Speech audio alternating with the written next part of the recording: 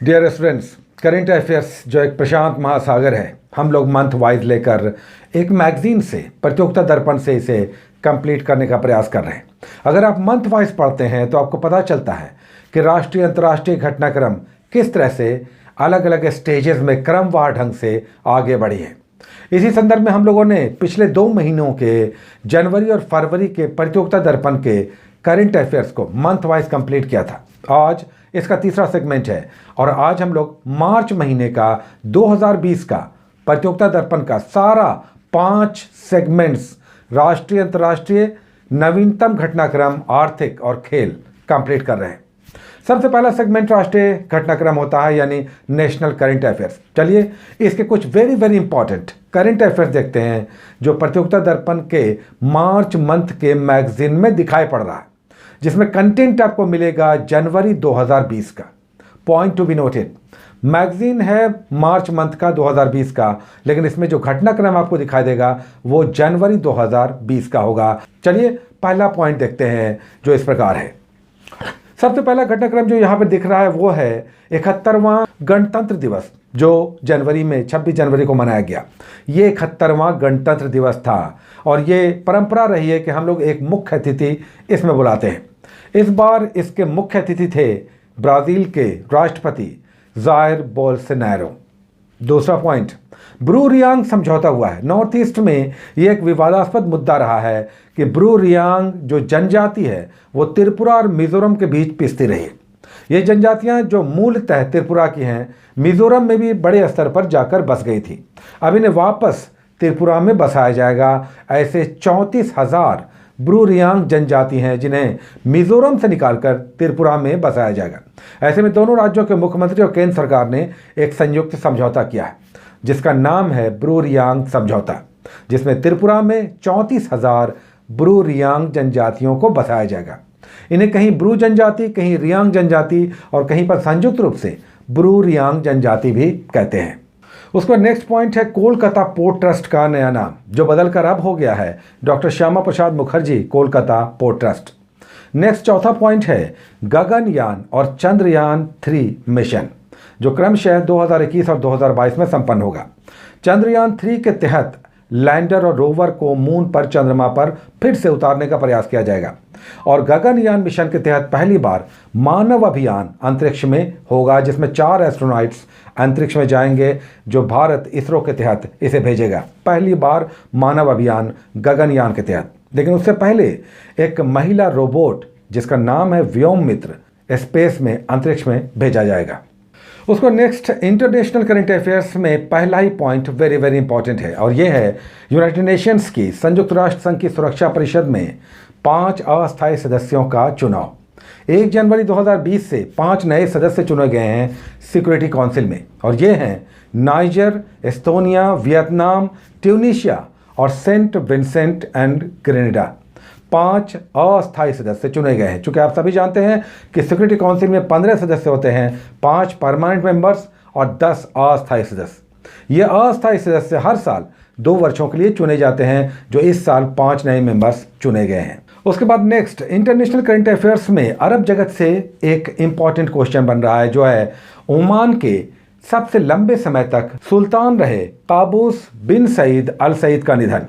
जो अरब जगत के सबसे लंबे समय तक सुल्तान रहे, लगभग 50 वर्षों तक, 1970 से 2020 तक सबसे लंबे समय तक अरब जगत के सुल्तान रहे सुल्तान काबूस, जिनका हाल ही में निधन हुआ है।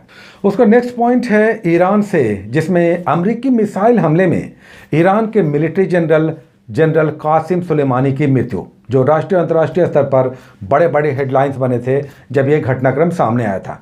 उसको नेक्स्ट करंट अफेयर्स ईरान से ही निकल कर आया, जिसमें ईरानी सेना ने मानवीय बुल के तहत अपने ही यात्रियों से भरे यूक्रेनी सिविलियन एयरलाइंस को मार गिराया, जिसमें 170 लोग ऑन बोर्ड थे। उसको दूसरा करंट अफेयर्स जो इंटरनेशनल लेवल पर बहुत बड़ा हेडलाइन बना था वो है ऑस्ट्रेलिया के जंगलों में आग, जो मुख्य रूप से न्यू साउथ वेल्स और विक्टोरिया प्रांत के बहुत बड़े क्षेत्रों में लगा और जिसमें करोड़ों की संख्या में जीव जंतुओं की मृत्यु हुई। इसमें विशेष रूप से ऑस्ट्रेलिया की एक विशेष प्रजाति कोआला, जिसकी आधी जनसंख्या इस जंगल के आग में समाप्त हो गई। पॉइंट टू बी नोटेड, ये जंगल की आग लगी ऑस्ट्रेलिया के पूर्वी तटीय क्षेत्रों में। उसके बाद एक इंडेक्स है लोकतंत्र सूचकांक, डेमोक्रेसी इंडेक्स, जो द इकोनॉमिस्ट इंटेलिजेंस यूनिट के द्वारा, लंदन के द्वारा जारी किया जाता है हर साल। 2019 के इस सेंसेक्स में, जो बहुत इंपॉर्टेंट है, भारत को 51वां स्थान दिया गया और ये पिछले साल से 10 स्थान नीचे का स्थान है। यानी डेमोक्रेसी इंडेक्स में भारत 10 स्थान नीचे आया है। सबसे अच्छा लोकतंत्र है नॉर्वे में और दूसरा स्थान फिनलैंड का है। और डेमोक्रेसी की अगर बात करें तो विश्व में सबसे खराब स्थिति है डेमोक्रेसी की, लोकतंत्र की, उत्तर कोरिया में।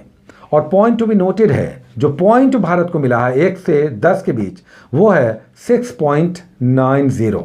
उसके बाद 2020 की एक बड़ी घटना रही ब्रिटेन का ब्रेग्जिट के थ्रू बाहर निकल जाना यूरोपीय संघ से। तो अब यूरोपीय संघ यानी यूरोपियन यूनियन में सदस्यों की संख्या घटकर हो गई है 27। उसके बाद प्रतियोगिता दर्पण का तीसरा सेगमेंट होता है आर्थिक परिदृश्य। पहला पॉइंट है संयुक्त राष्ट्र विश्व आर्थिक स्थिति एवं संभावना रिपोर्ट, यानी world economic situation and prospects report. इसके डेटा को हम आपको शेयर नहीं कर रहे हैं क्योंकि कोरोना के कारण इस डेटा में अब बड़ा बदलाव आ गया है। लेकिन कई बार नाम एग्जाम में पूछ लिया जाता है कि world economic situation and prospects report कौन जारी करता है, तो संयुक्त राष्ट्र संघ का यह प्रोस्पेक्ट्स रिपोर्ट आया है। उसका दूसरा पॉइंट है ग्लोबल इकोनॉमिक प्रोस्पेक्ट्स रिपोर्ट, यानी विश्व आर्थिक संभावना रिपोर्ट, जो वर्ल्ड बैंक जारी करता है। हालांकि इसके भी डेटा को हम आपसे शेयर नहीं कर रहे हैं क्योंकि डेटा में बड़ा बदलाव आ गया कोरोना के कारण। और तीसरा है ग्लोबल इकोनॉमिक आउटलुक रिपोर्ट, जो अर्थव्यवस्था से संबंधित IMF जारी करता है। उसका नेक्स्ट पॉइंट है सक्षम 2020 अभियान, सक्षम 2020 अभियान, जो ईंधन बचत से संबंधित है और पेट्रोलियम मंत्रालय के द्वारा चलाया गया है सक्षम 2020 अभियान। उसके बाद प्रतियोगिता दर्पण का चौथा सेगमेंट होता है नवीनतम सामान्य ज्ञान।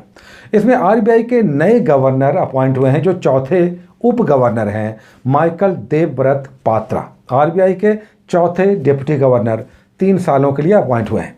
तो RBI में अब गवर्नर शक्तिकांत दास के अलावा 4 उप गवर्नर हैं। उसका नेपाल में नए राजदूत अपॉइंट हुए हैं विनय मोहन क्वात्रा, नेपाल में भारत के नए राजदूत, जबकि तरनजीत सिंह संधू USA में, अमेरिका में भारत के नए राजदूत हैं। उसके बाद very important golden globe award, जो बेस्ट फिल्म के लिए 1917 को मिला है। सर्वश्रेष्ठ फिल्म के लिए सैम मेंडिस के द्वारा निर्देशित 1917 को बेस्ट फिल्म का गोल्डन ग्लोब अवार्ड मिला है, जबकि जोक्विन फिनिक्स को बेस्ट एक्टर का गोल्डन ग्लोब अवार्ड दिया गया फिल्म जोकर के लिए। और विदेशी भाषा के फिल्म में सर्वश्रेष्ठ फिल्म पैरासाइट को यह अवार्ड मिला फॉरेन कैटेगरी में, विदेशी भाषा फिल्म में, जो दक्षिण कोरिया की फिल्म है पैरासाइट। उसके बाद खेल के क्षेत्र का सबसे बड़े अवार्ड्स में से एक ICC अवार्ड्स, जो हर साल जनवरी मंथ में घोषित होता है पिछले साल के लिए। तो 2019 के लिए 2020 जनवरी में अवार्ड्स की कई श्रेणियां घोषित हुई, जिसमें साल के 2019 के बेस्ट प्लेयर का अवार्ड मिला इंग्लैंड के बेन स्टोक्स को, जो गैरी सोबर्स ट्रॉफी के लिए दिया जाता है। यानी उनको जो अवार्ड मिलेगा वो गैरी सोबर्स ट्रॉफी के रूप में मिलेगा बेन स्टोक्स को, ICC के best player of the year का अवार्ड। जबकि फीमेल कैटेगरी में यही अवार्ड मिलेगा ऑस्ट्रेलिया की एलिस पेरी को रशियल फ्लिएंट ट्रॉफी के लिए। उसके बाद अलग अलग कैटेगरीज में वनडे प्लेयर के साल के सर्वश्रेष्ठ खिलाड़ी का अवार्ड रोहित शर्मा को दिया गया, जबकि T20 के लिए साल के बेस्ट प्लेयर का अवार्ड दीपक चहर को दिया गया। जबकि टेस्ट प्लेयर, जो 5 दिनों का टेस्ट मैच होता है क्रिकेट का, उसके लिए ऑस्ट्रेलिया के पैट कमिंस को best player of the year 2019 चुना गया। इसी तरह से BCCI का भी, यानी भारतीय क्रिकेट कंट्रोल बोर्ड का भी अवार्ड घोषित हुआ जनवरी में ही, जिसमें साल के सर्वश्रेष्ठ खिलाड़ी का अवार्ड मिला जसप्रीत बुमराह को, और ये ट्रॉफी है पॉली उमरिगा ट्रॉफी। उसके बाद KK बिरला फाउंडेशन का सरस्वती सम्मान, वेरी इंपॉर्टेंट सरस्वती सम्मान 2019 दिया गया वासुदेव मोही को, जो सिंधी कथाकार हैं, जिनकी रचना चेक बुक को यह अवार्ड दिया गया है। उसके बाद संगीत का सबसे बड़ा अवार्ड ग्रैमी अवार्ड, संगीत का पूरे वर्ल्ड का सबसे बड़ा अवार्ड ग्रैमी अवार्ड 2020 दिया गया बिली एलिश को। बिली एलिश को song of the year, album of the year, कुल मिलाकर 5 ऐसे अवार्ड्स मिले। ग्रैमी अवार्ड संगीत का सबसे बड़ा अवार्ड। उसके बाद पर्यावरण के क्षेत्र का नोबेल पुरस्कार कहलाने वाला टॉयलर अवार्ड 2020 दिया गया पवन सुखदेव को, जो एक पर्यावरण अर्थशास्त्री हैं और ग्रीन इकोनॉमी के क्षेत्र में उनके कार्य के लिए यह अवार्ड दिया गया, टाइलर अवार्ड 2020, जो पर्यावरण के क्षेत्र का नोबेल पुरस्कार कहलाता है, ग्रेशन डेली के साथ संयुक्त रूप से। उसके बाद अखबारों का हेडलाइन बनता है क्रिस्टल अवार्ड, जो दावोस में दिया जाता है हर साल WEF यानी वर्ल्ड इकोनॉमिक फोरम पर, जो पिछले साल शाहरुख खान को दिया गया था, लेकिन इस साल यह अवार्ड दिया गया दीपिका पादुकोण को। उसके बाद आपदा के क्षेत्र में, आपदा प्रबंधन के क्षेत्र में नेताजी सुभाष चंद्र बोस आपदा प्रबंधन पुरस्कार दिया जाता है। डिजास्टर मैनेजमेंट के क्षेत्र में सुभाष चंद्र बोस आपदा प्रबंधन पुरस्कार, ये इस बार दिया गया उत्तराखंड के आपदा प्रबंधन केंद्र को, लेकिन व्यक्तिगत रूप से कुमार मुन्नन सिंह को भी यह अवार्ड दिया गया। उसके बाद इस साल का पद्म अलंकरण, जो गणतंत्र दिवस की पूर्व संध्या पर हर साल दिया जाता है, इस बार कुल मिलाकर 141 ऐसे पद्म अलंकरण अलग अलग क्षेत्रों के खिलाड़ी या विशेषज्ञों को दिए गए। 7 दिया गया पद्म विभूषण, 16 पद्म भूषण और 118 पद्मश्री पद्म अलंकरण दिया गया। साथ ही प्रधानमंत्री राष्ट्रीय बाल पुरस्कारों की भी घोषणा हुई, जिसके तहत कुल 49 बच्चों को ये पुरस्कार दिए गए वर्ष 2020 के लिए। उसके बाद कुछ पर्सनालिटीज़ जो अंतर्राष्ट्रीय स्तर पर ख्याति प्राप्त थे, या तो उनकी मृत्यु हुई या अपने व्यक्तिगत आचरण के कारण राष्ट्रीय अंतर्राष्ट्रीय स्तर पर ख्याति प्राप्त रहे, फेमस रहे। इसमें विश्व विख्यात बास्केटबॉल खिलाड़ी कोबे ब्रायंट, जिनकी हेलीकॉप्टर दुर्घटना में मृत्यु हुई। उसके बाद 23वां राष्ट्रीय युवा महोत्सव यानी नेशनल यूथ फेस्टिवल लखनऊ में आयोजित हुआ, जिसका थीम था फिट यूथ फिट इंडिया। साथ ही 3रा विश्व आलू अंतर्राष्ट्रीय सम्मेलन 2020 आयोजित हुआ गांधीनगर, गुजरात में।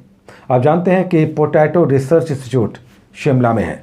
उसके बाद प्रतियोगिता दर्पण का सबसे अंतिम 5वां भाग, 5वां सेगमेंट, जिसमें स्पोर्ट्स यानी खेल होता है। सबसे पहला पॉइंट जो कई एग्जाम में आ चुका है, हो सकता है आपके भी एग्जाम में दिखे, और ये है लियो कार्टर, जो चर्चित रहे हैं 6 बॉल में 6 छक्के लगाने के कारण। अंतर्राष्ट्रीय स्तर पर यह हेडलाइन बना, 6 बॉल में 6 छक्के लगाना। न्यूजीलैंड के लियो कार्टर ने यह कारनामा दिखाया विश्व के 7वें खिलाड़ी बनकर। हम सभी जानते हैं कि भारत के रवि शास्त्री और युवराज सिंह ये कारनामा बहुत पहले कर चुके हैं, 6 बॉल में 6 छक्के लगाकर। उसके बाद साल का सबसे पहला टेनिस का ग्रैंड स्लैम टूर्नामेंट ऑस्ट्रेलियाई ओपन, जिसे जीता है सर्बिया के नोवाक जोकोविक ने, जिसमें उप विजेता रहे हैं डोमिनिक थिएम। साथ ही महिला वर्ग में फीमेल कैटेगरी में सोफिया केनिन, जो अमेरिका के हैं, उन्होंने गारबाइन मुरुगजा, जो स्पेन की हैं, उसे पराजित किया।